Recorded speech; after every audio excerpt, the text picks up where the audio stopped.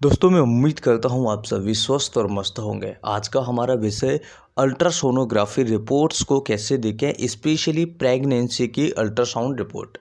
Ultrasound reports देखने के लिए आपको कुछ चीज़ों का ध्यान रखना पड़ेगा और इस रिपोर्ट्स में क्या क्या खराबी है ये मैं आपको बताने वाला हूँ। और ये रिपोर्ट्स कन्फर्मली थोड़ी ख़राब है, यानी कि इस रिपोर्ट में कुछ खराबी आई हुई है, इसके बारे में मैं आप सभी से डिस्कस करने वाला हूं।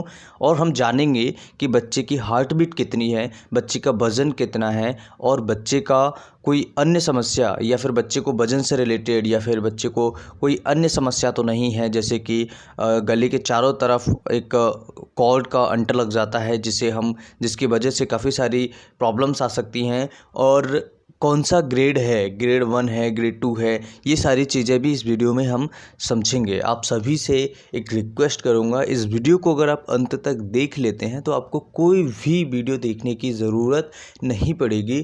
कभी भी अगर आपके पास प्रेगनेंसी अल्ट्रासाउंड रिपोर्ट्स आती है तो आप आसानी से अल्ट्रासाउंड्स को घर पर पढ़ सकते हैं और उसमें समझ सकते हैं कि बच्चे को क्या समस्या है या नहीं है। तो सबसे पहले हम समझ लेते हैं सबसे ऊपर की लाइन को, single life foetus seen in intra uterine cavity in vertex. इसका मतलब ये होता है कि बच्चे का जो पोजीशन है वो वर्टेक्स पोजीशन है और केवल सिंगल लाइफ फीटस है, यानी कि एक ही बच्चा है। ठीक है, तो एक ही बच्चा है वॉम के अंदर, प्लेसेंटा के अंदर, और ये यूट्राइन कैविटी वर्टेक्स में है। ठीक है, तो ये नॉर्मल पोजीशन है। ओके, अब अगर बात करें amount of liquor amnii appeared more than normal AFI, यहाँ इसका मतलब ये है कि जो आपका एमनोटिक फ्लूइड है वो नॉर्मल से ज़्यादा है। नॉर्मल से ज़्यादा है तो क्या बीमारी हो सकती है और ये क्यों हो रहा है, इसके भी कारण इस वीडियो में समझेंगे। अगर किसी माँ को प्रेगनेंसी के दौरान एमनियोटिक फ्लूइड की मात्रा ज़्यादा बढ़ जाती है, ज़्यादा हो जाती है, तो इसके कारण क्या होते हैं और ये कौन सी बीमारी होती है, इसके बारे में भी हम इस वीडियो में समझेंगे। अब बात करें foetal heart rate. Foetal heart rate का मतलब होता है बच्चे की जो हार्ट बीट है, बच्चे का जो दिल है वो कितनी बार पंप कर रहा है, कितनी बार धड़क रहा है। तो 130 बीट पर मिनट, 130 बीट पर मिनट का मतलब ये है कि बच्चे का जो हार्ट है वो 130 बार 1 मिनट में पंप कर रहा है, यानी कि वो 1 मिनट में धड़क रहा है।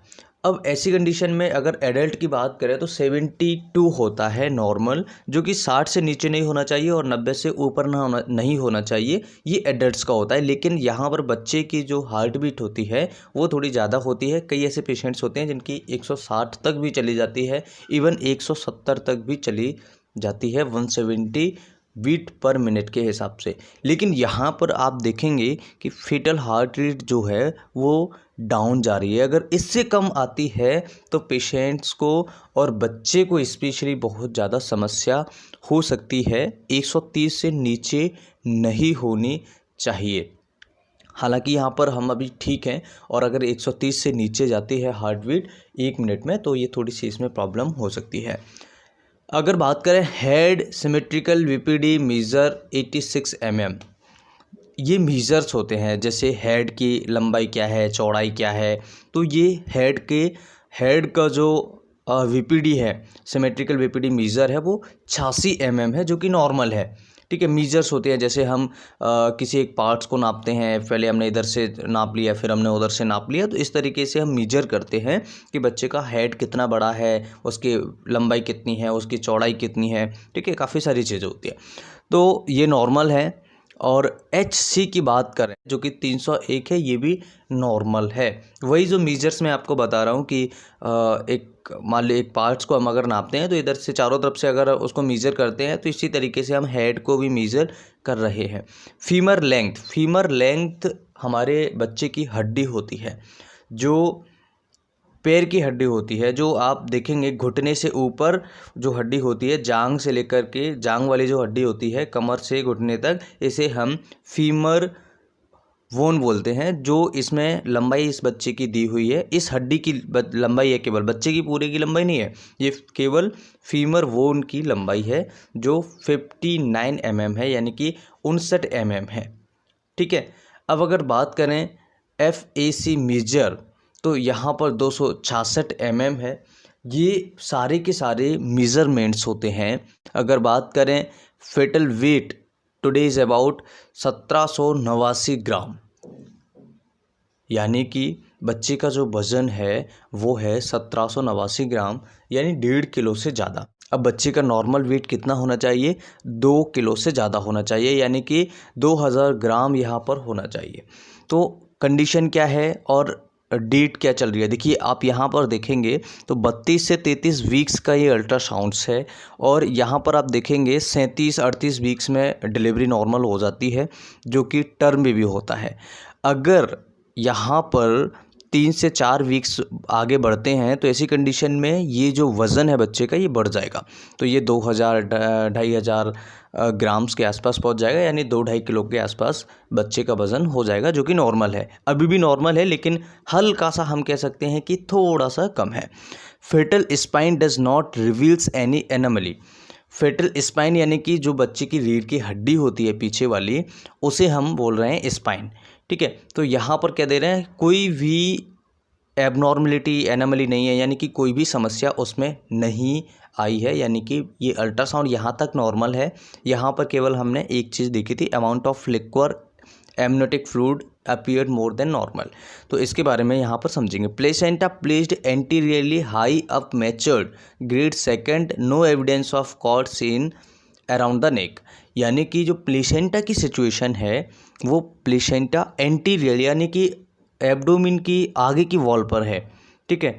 एक होता है पोस्टीरियर, एक होता है एंटीरियर। तो ये जो प्लेसेंटा का सिचुएशन है, जो प्लेसेंटा का एरिया है, वो एब्डोमिन की आगे की वॉल पर है, जिसे हम एंटीरियर कहते हैं। हाई अप मैच्योर्ड, ये मैच्योर्ड है, ग्रेड सेकंड है, जो कि नॉर्मल है, कोई दिक्कत वाली बात नहीं है। No evidence of cord seen around the neck. इसका मतलब है कि जो बच्चे की गर्दन है उसके चारों तरफ किसी भी प्रकार का अंटा नहीं लगा है। जो कॉर्ड है, जिसे हम अम्बिलिकल कॉर्ड कहते हैं, जिसे आप नाभि नाल कहते हैं, नाभि कहते हैं, वहाँ से जो एक कॉर्ड निकलता है, इससे बच्चे के गर्दन में अंटर लग जाता है, जिससे नॉर्मल डिलीवरी होने में काफ़ी सारी समस्याएं आती हैं, कॉम्प्लिकेशंस बहुत सारे बनते हैं। अब अगर बात करें कि मेन जो पार्ट्स आपको देखना है अल्ट्रासाउंड्स का, वो होता है इम्प्रेशन। अगर अल्ट्रासाउंड्स में कोई भी समस्या आती है तो इम्प्रेशन में आपको देखने को मिलेगा। यहाँ पर लिखा हुआ है सिंगल लाइफ फिटस इन वर्टेक्स, ये नॉर्मल है, यानी कि एक बच्चा है जो वर्टेक्स में सिचुएटेड है। अगर बात करें अप्रॉक्सीमेटली सोनोग्राफिक एज की, तो ये 32 से 33 वीक्स का है, यानी कि जो प्रेगनेंसी है वो 32 से 33 वीक्स की हो चुकी है। अब यहाँ पर 4-5 वीक्स का डिफरेंस है, जिससे उसकी डिलीवरी आसानी से नॉर्मल हो जाएगी। अगर बात करें EDD यानी एक्सपेक्टेड डिलीवरी डेट, तो 10/10/2020 है, यानी 10वें महीने में 10 तारीख को इस बच्चे की डिलीवरी हो सकती है। ये एक्सपेक्ट डेट होती है। अब यहाँ पर आप एक लाइन देख रहे होंगे सबसे नीचे, पॉलीहाइड्रामनियोस। यहाँ पर ये वर्ड का मतलब क्या है? इस वर्ड्स का मतलब है जब प्लेसेंटा के अंदर जो एमनियोटिक फ्लूइड होता है, बच्चे को जो प्रोटेक्शन का काम करता है, बच्चे को बचाने का काम करता है, और सारे जैसे कभी कभार क्या होता है, लेडीज़ बैठती है, उठती है, या फिर कोई भी समस्या होती है, तो एमनियोटिक फ्लूइड उस प्रेशर को थोड़ा सा झेल जाता है, जिससे बच्चे को कोई समस्या नहीं आती है।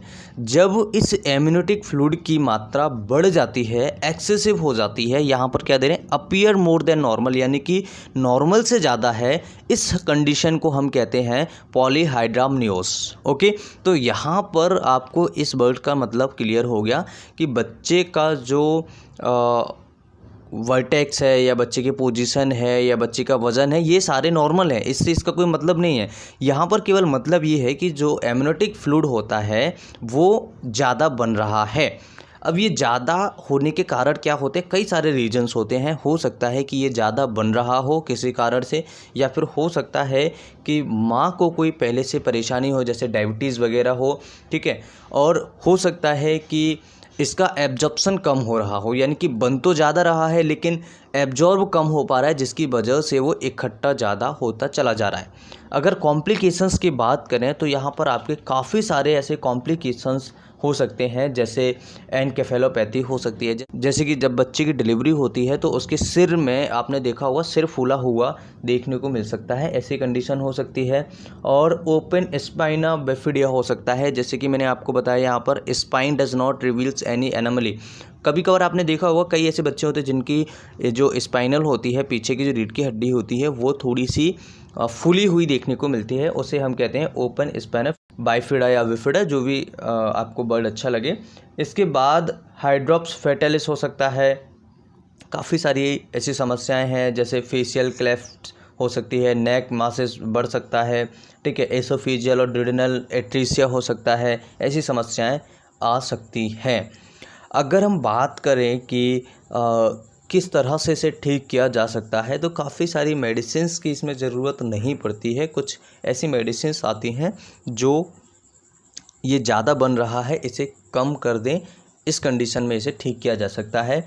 ऐसी कंडीशन की वजह से कॉम्प्लिकेशंस में जैसे प्री एक्लेम्सिया हो सकता है, जल्दी डिलीवरी हो सकती है, ठीक है, बच्चे को कोई डिफेक्ट आ सकता है, बच्चे को कोई अन्य समस्या आ सकती है। तो ये केस है सीधा सीधा गायनेकोलॉजिस्ट डॉक्टर का।